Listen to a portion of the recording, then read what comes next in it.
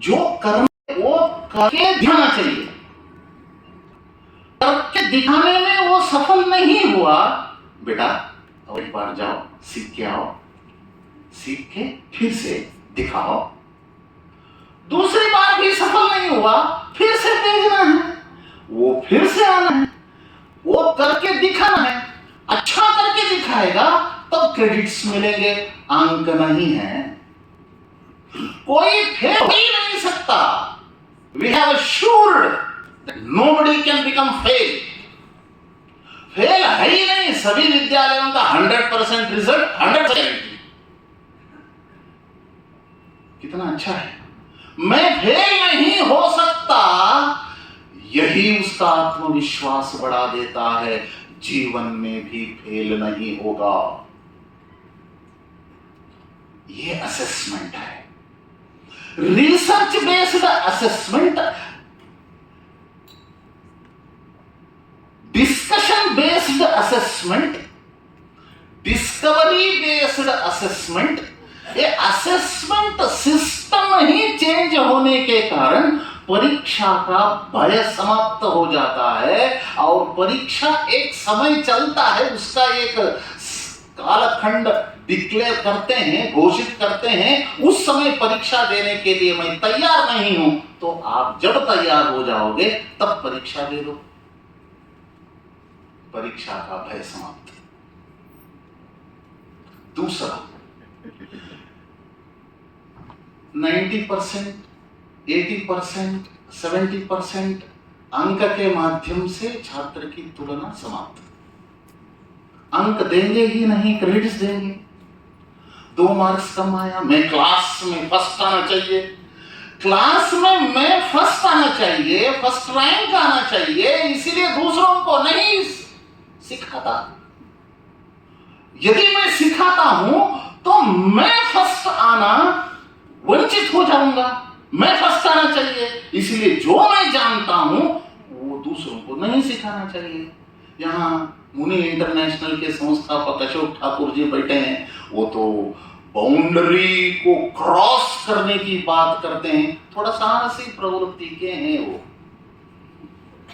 4वीं कक्षा के बच्चा 7वीं कक्षा को पढ़ाएंगे, ऐसे चल रहा है उनके विद्यालय में। थोड़ा आप कभी भी समय निकाल के जाके देख के आइए, आनंद हो जाएगा, आनंद का अनुभव।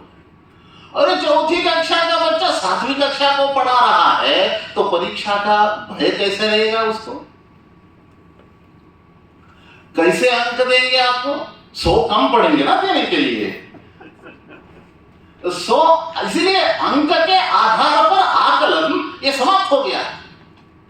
इसके कारण क्या होता था? एक ही घर में एक भाई बहन के बीच माता पिता तुलना करते थे। ए आपको क्या हो गया है गधा, वो लड़की सब कुछ काम करते हुए भी इतना अंक लेती है, आप कुछ भी काम नहीं करते हो, फिर भी फेल हो रहे हो, कम अंक ले रहे हो।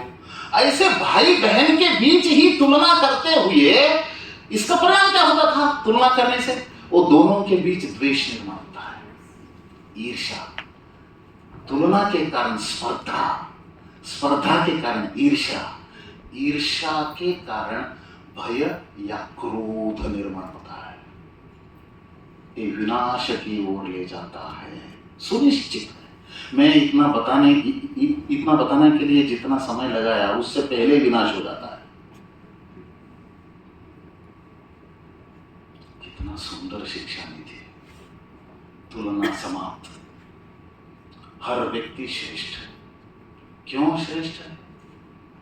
व्यक्ति को किस नजर से देखना चाहिए ये भी हमको तय करना है। ये अच्छा बच्चा है, बुरा बच्चा, कोई बुरे हो ही नहीं सकते, सभी अच्छे, सभी पक्के। यहां बैठे हुए शिक्षकों में से कितने सच्चे हैं? ऐसा यदि मैं पूछता हूं, बहुत कम हाथ ऊपर आते हैं। ज्यादा लोग मैं 100% सच्चा, ऐसे कोई कह सकते हैं? थोड़ा समूह में हाथ का 1-2 ऐसे हाथ खड़ा करते हैं, वो भी संकोचवश हाथ खड़ा किया, क्योंकि मैं तो हाथ खड़ा किया, मैंने हाथ खड़ा किया, इसका हो रहा है, दूसरे मेरे बारे में क्या सोचेंगे, ऐसे मन में जो है अरे बाकी लोग क्या सोचेंगे, कोई हाथ खड़ा नहीं किया, मैं अकेले खड़ा करने से क्या होगा, अरे बाद में हाथ नीचे आ गया। मैं एक आपको बताता हूं, 1 मिनट 60 सेकंड कृपया सीधे बैठिए, रीढ़ की हड्डी सीधा, आंखें बंद करिए, आंखें कृपया बंद करिए, खुद के बारे में सोचिए। गत 24 घंटों में मैंने कितने झूठ बोली हूं, इसके बारे में आप आंकड़े बताना पाए, कितना झूठ मैंने बोला।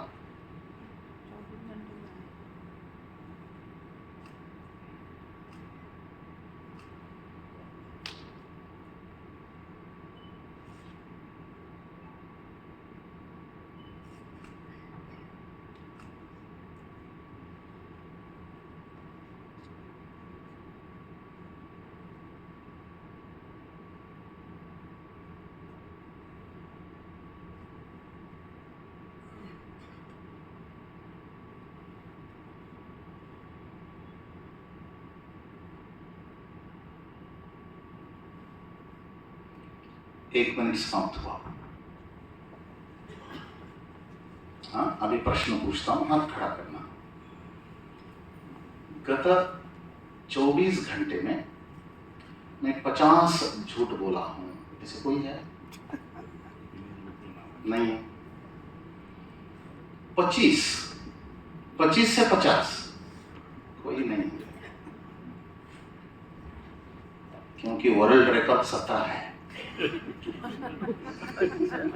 आपका ऐसा हो ही नहीं सकता। वर्ल्ड रिकॉर्ड से भी ज्यादा 17 से 25 कोई झूठ बोले हैं? कोई नहीं है। 10 से 17, 5 से 10,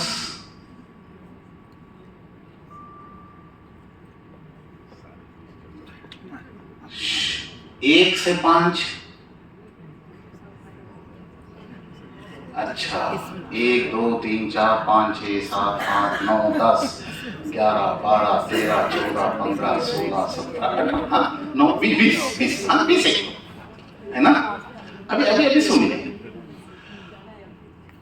24 घंटे में हमने कितने बात किए होंगे, है ना।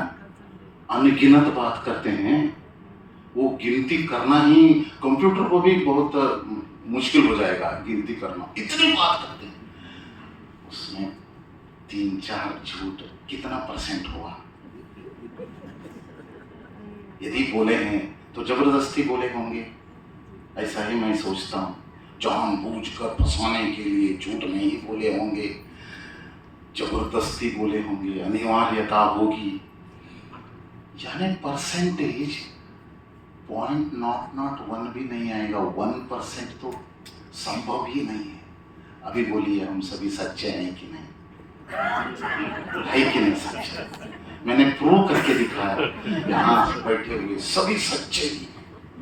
फिर भी हम सोचते हैं हाथ खड़ा करने के लिए हम संकोच का अनुभव करते हैं। हम सच्चे हैं, हम पक्के हैं। जब तक ये अनुभूति नहीं होती तब तक आत्मविश्वास नहीं बढ़ता। इसीलिए प्रश्न पूछेंगे बाद में, इसीलिए यही भाव बच्चों के अंदर निर्माण करने के लिए सच्चे ही हैं, हर व्यक्ति सच्चे हैं। इस भाव से हम आगे बढ़ सकते हैं क्या? Every individual is unique and equally potential. भगवान प्रत्येक व्यक्ति को समान रूप से असीम शक्तियां दी है और हर एक व्यक्ति अद्वितीय बनाया है। इसीलिए असीम शक्तियों का उपयोग करते हुए उस अद्वितीयता को प्रकट करना, यही मनुष्य जीवन का लक्ष्य है। बहुत सुंदर व्याख्या है। इसीलिए हमारे बच्चे इस असीम शक्तियों का उपयोग करना है और उस असीम शक्तियों का उपयोग करते हुए अपनी अद्वितीयता को यदि प्रकट करने के लिए सफल हो जाएंगे तो हम शिक्षक होकर पास। इसके लिए कक्षा को पढ़ाने से नहीं चलेगा, कक्षा में पढ़ाने से नहीं चलेगा, छात्र को पढ़ाना पड़ता है।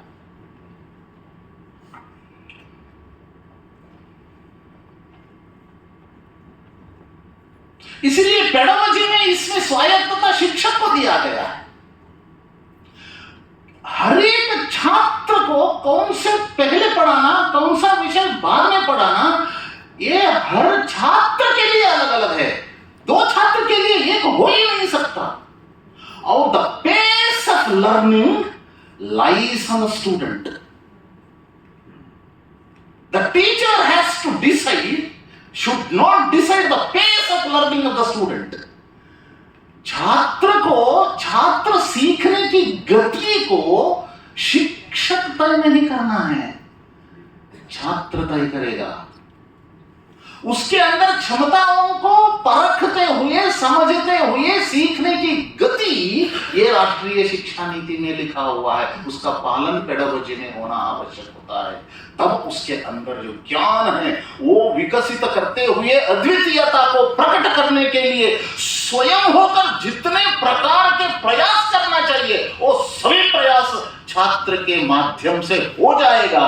हम केवल फैसिलिटेटर के रूप में काम करना चाहिए। शिक्षक पढ़ाना बंद करना चाहिए। हमने सभी साइकिल सीखा है, बचपन में सीखा है या सिखाया है, ऐसा यदि पूछते तो बताते हैं मैंने सीखा। अकेले सीखा है क्या? नहीं, कोई पीछे खड़ा रहता था, वो दौड़ता था, ये पीछे मुड़ने के लिए डर लगता था, इसीलिए पीछे न मुड़ते हुए सामने देखते हुए, ओ भाई पकड़ा है ना भैया, ए भैया पकड़ा है ना, अरे मैं पकड़ा हूं, आप चलाओ, बिंदास चलाओ, ऐसे वो उत्साह बढ़ाता था। और उस उत्साह के कारण हम साइकिल चलाना शुरू कर दिया। पीछे से वो पकड़ा हूं ऐसा कहता था भले ही, लेकिन पकड़ा नहीं रहता था, गिरने नहीं देता, पकड़ता भी नहीं है, गिरने भी नहीं देता। एक फैसिलिटेटर का रोल है। इसके कारण learning is a joy exercise, teaching is a painful. हम टीच कर रहे हैं ना, ये पेनफुल टास्क है, किसी को अच्छा नहीं लगता। टीचिंग में उद्देश्य है, टीचिंग में अहंकार है, मैं ज्यादा जानता हूं, आप कम जानते हो, मेरा ज्ञान आपको दे रहा हूं, ये अहंकार है, इससे बाहर आना चाहिए। सहना भवतु सहनौ भुनक्तु सह वीर्यं करवावहै तेजस्विनावधीतमस्तु मा विद्विषावहै। ये चार मंत्र हैं शिक्षकों को अपने आप में एक धारणा बना लेने के लिए। आप भी श्रेष्ठ नहीं, मैं भी श्रेष्ठ नहीं, हम दोनों श्रेष्ठ बनने के लिए जा रहे हैं। आप बड़े नहीं, मैं भी बड़ा नहीं हूं, हम we are sailing in the same boat. सहना भवतु, हम दोनों साथ साथ चलें, सहनौ भुनक्तु, हम दोनों का भरण पोषण साथ साथ हो जाए। तेजस्विनावधीतमस्तु, हम दोनों सीखते सीखते दोनों तेजस्वी बने। यही पेडागोजी का प्राण तत्व है जो राष्ट्रीय शिक्षा नीति में उल्लेखित किया गया है। ये पेडागोजी यदि हम अपनाएंगे, निश्चित रूप से हर एक बच्चा अपने अंदर जो अद्वितीयता है वो प्रकट करने के लिए अपनी पूरी शक्ति लगाएगा, तब आपको आनंद आता है वो देखते हुए, जो मेरे छात्र है वो श्रेष्ठ बन रहा है। कभी भी 9th में प्रवेश ले सकता है और बाहर भी आ सकता है। 1 वर्ष छोड़कर 10वीं में आ सकता है, फिर से 1 वर्ष छोड़ सकता है, 11वीं में आ सकता है। खेती कर रहा है, घर में बहुत समस्या है, पिताजी बीमार पड़ गए, इसीलिए 6 महीने विद्यालय नहीं आ सका, इसीलिए वंचित हो गया उसका, इसीलिए वो वहां से बाहर आ सकता है। Multi entry and multi exit, अद्भुत योजना है। इसका दुरुपयोग ना हो, इसका श्रेष्ठ सदुपयोग हो। जिस उद्देश्य से इस योजना को लागू किया है उस उद्देश्य को जानते उसी प्रकार उसका सदुपयोग हो, देखने का पॉलिसी सकती है, लेकिन उसका क्रियान्वयन शिक्षक को ही करना है। यदि शिक्षक इसको प्राण तत्व को नहीं जानते तब इसका क्रियान्वयन ठीक ढंग से नहीं हो सकता, तब एक वर्क कल्चर डेवलप नहीं होता।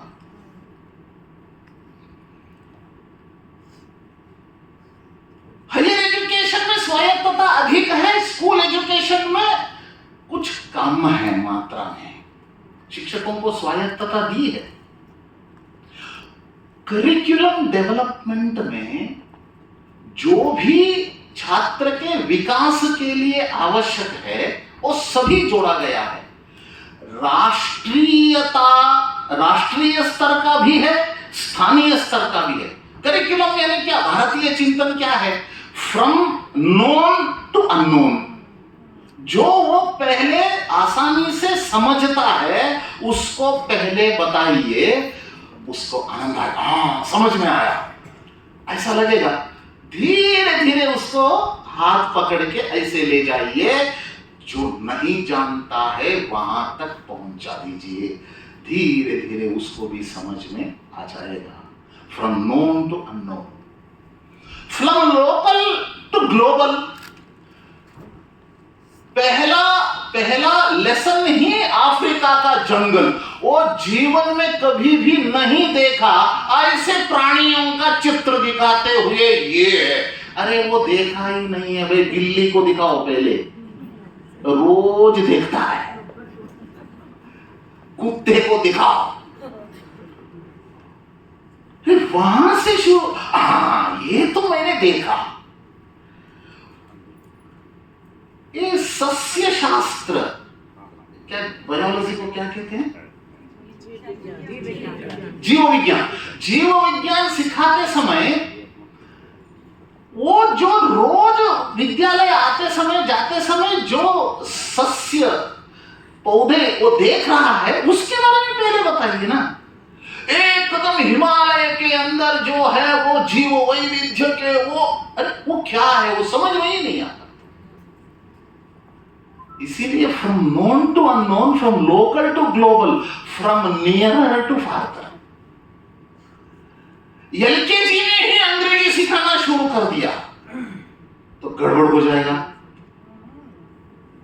बर्नार्ड शॉ ऐसा एक अंग्रेजी साहित्यकार हुए, उनका उदाहरण देते हुए आयरलैंड में एक विश्वविद्यालय है, वहां लैंग्वेज डिपार्टमेंट के हेड है, उनका नाम है डॉक्टर फिलिप ह्यूमर।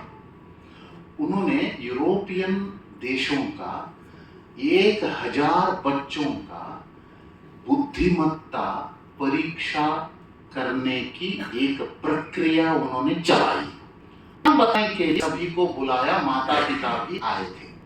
तब उन्होंने कहा English is the most unscientific language, ये अवैज्ञानिक भाषा है।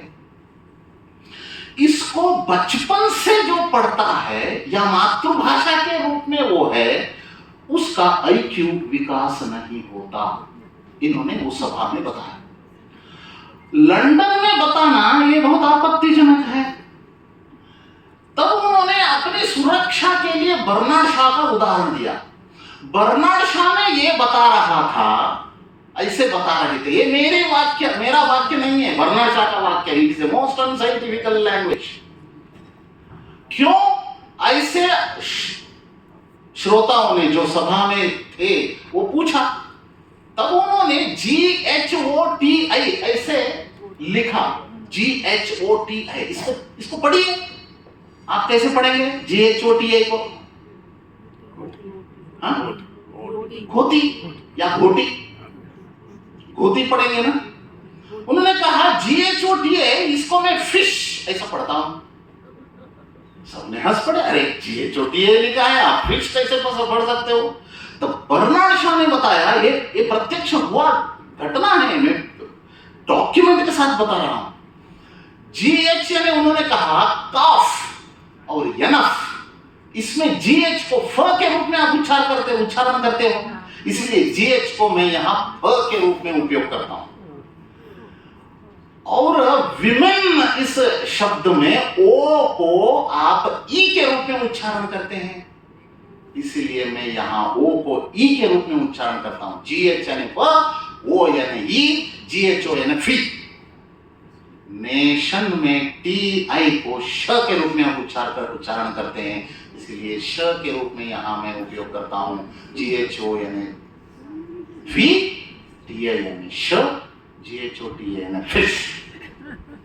गलत क्या है?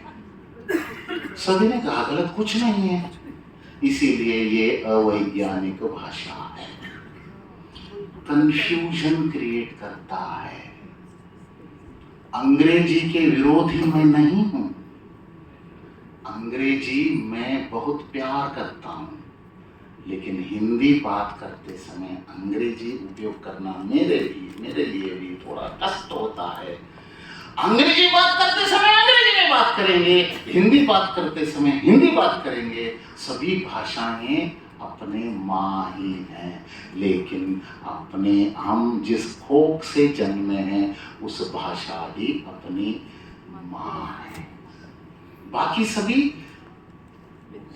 छोटी मौसी, हाँ मौसी शब्द वो नहीं आ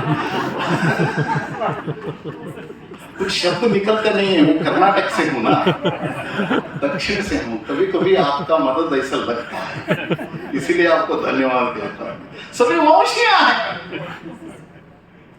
लेकिन मां के साथ मां ही महत्वपूर्ण है। सामने वाले घर में जो महिला होती है वो अपने मां से भी बहुत सुंदर है, इसे मैं थोड़ा एक्सचेंज कर लेता हूं। ऐसे कोई सोचता है तो द्रोह बन जाएगा, सोचता भी नहीं है कोई बच्चा। इसीलिए अब हम पढ़ाते समय ये जिस भाषा में वो समझता है, जिस भाषा को उस भाषा में पढ़ाना चाहिए। ये करिकुलम, पेडागोजी, डिलीवरी ऐसा होना चाहिए। इस राष्ट्रीय शिक्षा नीति में करिकुलम में क्या जोड़ा है? पहली कक्षा से ही भारत के बारे में बताया गया है। हर कक्षा में भारत बोध, भारत को जानना। भारत को नहीं जानेंगे तो भारत के लिए जान नहीं देंगे, जीवन नहीं देंगे। इसीलिए भारत बोध। ऐसे देखा जाए एडमिनिस्ट्रेशन भी क्रांतिकारी निर्णय है। 20-25 विद्यालयों का एक क्लस्टर करना चाहिए, रिक्रूटमेंट भी वो क्लस्टर लेवल पर होगा, सब्जेक्ट चॉइस करना क्लस्टर लेवल पर होगा, प्रशिक्षण क्लस्टर लेवल पर होगा, और कई सारे विषय जो एक्स्ट्रा करिकुलर थे वो सभी करिकुलम में आ गया है। क्रीड़ा, कला, सभी क्रेडिट्स में आ गया है। ऐसे शिक्षक किसी विद्यालय के लिए नहीं उपलब्ध नहीं है तो बाकी विद्यालयों से ले सकते हैं। इसका संयोजन क्लस्टर लेवल पर करना चाहिए।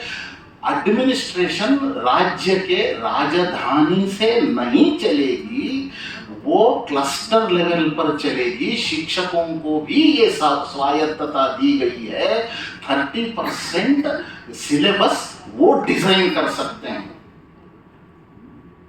9वीं से लेकर 12वीं तक 15 क्रेडिट्स प्रोफेशनल कोर्स के लिए दिया गया है। अभी हमने एनसीईआरटी से बात करके ड्रोन टेक्नोलॉजी को कैसे उसमें 9वीं 10वीं 11वीं 12वीं में ड्रोन टेक्नोलॉजी को कैसे समावेश करें, इसके बारे में सिलेबस करिकुलम डेवलपमेंट करने का प्रयास हो रहा है। दिसंबर तक वो हो जाएगा।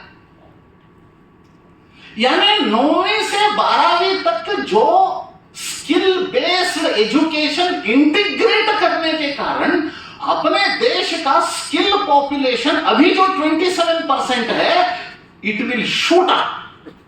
ये 50 से भी अधिक प्रतिशत हो जाएगा 15 वर्ष में। आप थोड़ा सोचिए, स्किल पॉपुलेशन यानी कुशल कौशल युक्त आबादी, ये 27% से 50% तक यदि 15 वर्ष में बढ़ेगा तो भारत 5 ट्रिलियन 3 ट्रिलियन नहीं, दुनिया में बहुत बड़ा के रूप में खड़ा हो जाएगा। इसका कारण कौन है? हम बन सके। हम ही हैं भारत को बनाने वाले। कोई एक व्यक्ति भारत को नहीं बना सकते। दुनिया में सबसे बड़ी अर्थशक्ति के रूप में भारत को खड़ा करने का काम विद्यालय के शिक्षक कर सकते हैं। कौन सा विषय लेना चाहिए, इसमें भी स्वायत्तता है। वो अपने इच्छा के अनुसार अभी हार्ड सेपरेशन को समाप्त कर दिया है। साइंस आर्ट्स कॉमर्स नहीं, वो साइंस का एक सब्जेक्ट ले सकता है, कॉमर्स का एक ले सकता है, आर्ट्स का एक सब्जेक्ट ले सकता है। भाषा के बारे में कुछ नियम बनाया है, उस नियम के अनुसार 4 ग्रुप में 6वीं कक्षा तक 2 भाषाएं, 6वीं से लेकर 10वीं तक 3 भाषाएं, 11वीं 12वीं में फिर से 2 भाषाएं सीख सकते हैं। ये कंपलसरी है। इसके अलावा भी 9वीं से 12वीं तक विदेशी भाषाओं को भी सीखने के लिए अवसर उपलब्ध किया गया है। यानी केवल मैं साइंस लेकर ही आगे बढ़ता हूं, ये नहीं चलेगा। अभी उस चॉइस का जो सिस्टम बना है, 4 ग्रुप्स हैं, 4 ग्रुप्स को मिलाकर 2 लैंग्वेजेस हो गए, बाकी 4 वो सब्जेक्ट सिलेक्ट कर सकते हैं। ऐसे करने के कारण साइंस के साथ साथ सोशल साइंस भी पढ़ना ही पड़ता है। तब भारत के बारे में जानना अनिवार्य होता है। ऐसे सिलेक्शन चॉइस कैसे करना चाहिए, उसमें भी ग्रुपिंग जो अच्छे रीति से करने के कारण समग्र शिक्षा को प्राप्त करने के लिए बच्चे एक छात्र तैयार हो जाते हैं। समग्र शिक्षा, इससे प्रेरित होकर इसको सीखते हुए उसका विकास समग्रता के रूप में हो जाता है। Administration, curriculum development, pedagogy, assessment, curriculum में ही असेसमेंट आता है। इन सभी में भारतीय चिंतन को समावेश करते हुए राष्ट्रीय शिक्षा नीति एक अनोखा बन गया है। मैं राष्ट्रीय शिक्षा नीति ऐसा शब्द का उपयोग मैं कर रहा हूं, लेकिन ये वैश्विक शिक्षा नीति है। ये शिक्षा नीति बनने के बाद लंदन से और अमेरिका से, दक्षिण अफ्रीका के कुछ देशों से, साउथ एशियन कंट्रीज से हमको मेल आया। ये बहुत अच्छी बनी है पॉलिसी, ये हमारे देश में इसको लागू कर सकते हैं। ऐसे दुनिया भर के कई देशों में इस राष्ट्रीय शिक्षा नीति के बारे में एक उत्सुकता बढ़ी है। वो यहां आ भी रहे हैं। कीनिया के एक टीम अभी दिल्ली आ रही है, इसको अध्ययन करते हुए, इसके साथ भारत के साथ एमओयू करते हुए इस राष्ट्रीय शिक्षा नीति को अपने देश में लागू करने के लिए वहां के प्रिंसिपल सेक्रेटरी के नेतृत्व में एक शिक्षाविदों का एक टीम भारत अभी इस नवंबर महीने में आ रही है। ऐसे जो वैश्विक शिक्षा नीति है वो दिल्ली में सफलतापूर्वक अपने कक्षों में लागू नहीं होता। इसका जान को समझते हुए, इसको प्राण को समझते हुए, स्पिरिट को समझते हुए हम इसको लागू करने का प्रयास करना चाहिए। करने के लिए मेरी तैयारी कितनी होनी चाहिए इसके बारे में भी सोचते हुए यदि हम तैयारी खुद के नहीं करेंगे तो नहीं कर सकते। यहाँ इतने दीप जल रहे हैं, वो जलने के कारण प्रकाश दे रहे हैं। जले बिना ज्ञान का प्रकाश नहीं दिया जा सकता। स्वयं जलते हुए ज्ञान का प्रकाश देने वाला एक व्यक्ति है, शिक्षक है।